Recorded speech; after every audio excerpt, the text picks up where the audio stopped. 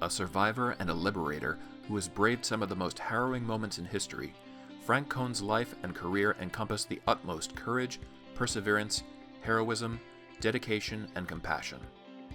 Now retired after serving for more than 30 years in the U.S. Army and lending his resourcefulness to the University of Maryland for more than a decade, the patriotic and humble Mr. Cohn continues to lend a hand as a volunteer and contributor at 96 years old. Born in Germany in 1925, Mr. Cohn grew up as an only child with his parents in a middle-class area. His father, Martin, owned a popular and successful sporting goods store. When he was 7, the Nazis began a nationwide economic boycott, targeting Jewish-owned businesses, which forced his family to sell their shop and his father to sell cloth to various clothing and tailor stores. He would quickly encounter the harsh and propagandist Nazi agenda that had swept Germany. His favorite teacher began wearing a Nazi uniform with a swastika armband, and his peers were joining the Hitler Youth. Being among the Jewish community, he was outcast and subsequently placed into a private Jewish school prior to the publishing of anti-Semitic legislation that called for all Jewish children to be expelled from German public schools. In the midst of this, his father left for the United States, seeking an affidavit from relatives to get his wife and child out of the Nazi occupation. While he was gone, Gestapo officers came looking for him at the family home. Soon afterward, Mr. Cohn's mother sent a letter to his father urging him to stay in the United States, and she ultimately bribed a German consular clerk to add his name to a visa when she sought one for herself to travel to the United States. The Cohns reunited in New York in the late 1930s, and their visitor visas were extended due to President Roosevelt's executive order that permitted any and all German refugees to stay in America. Feeling indebted to his new homeland for saving him, Mr. Cohn fully devoted himself to the Army when he was drafted in 1943 to fight in World War II.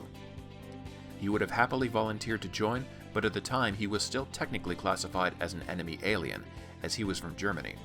However, while in basic training, he was sworn in as a U.S. citizen.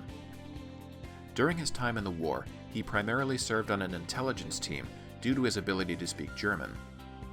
He and his fellow soldiers in a 12th Army Group Intelligence Unit, known as T-Force, were involved in the Battle of the Bulge, where they were engaged in trying to intercept German forces that had penetrated their lines in American uniforms, and the Rhineland and Central Europe campaigns.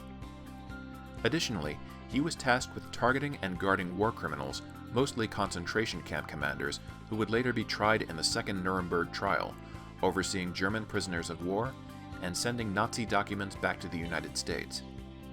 By the end of the war in 1945, he was promoted to staff sergeant and discharged, upon which he went into the reserve while also pursuing a bachelor's degree in social sciences from the City College of New York, which he obtained in 1949.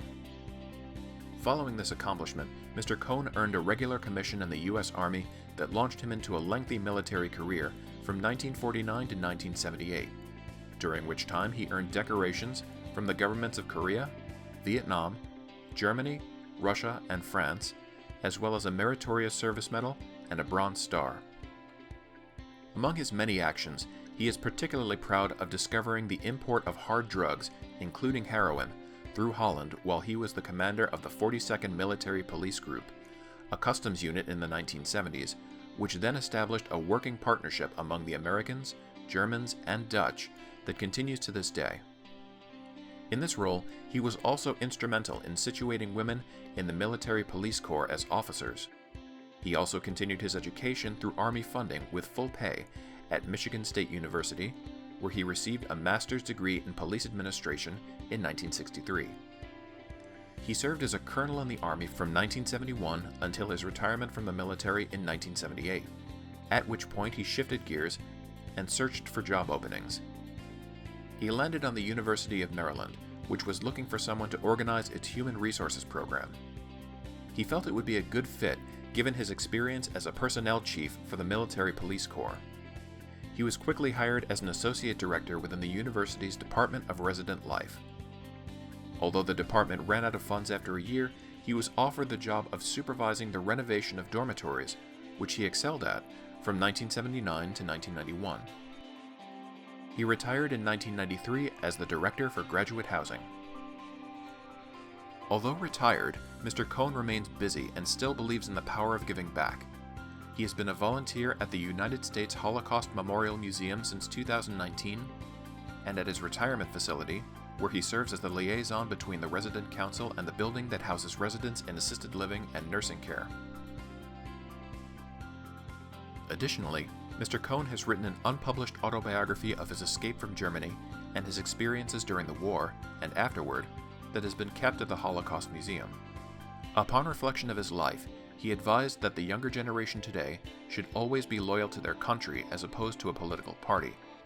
He also added, "If you have adversity, you should look at it in the most positive way. It could turn it around."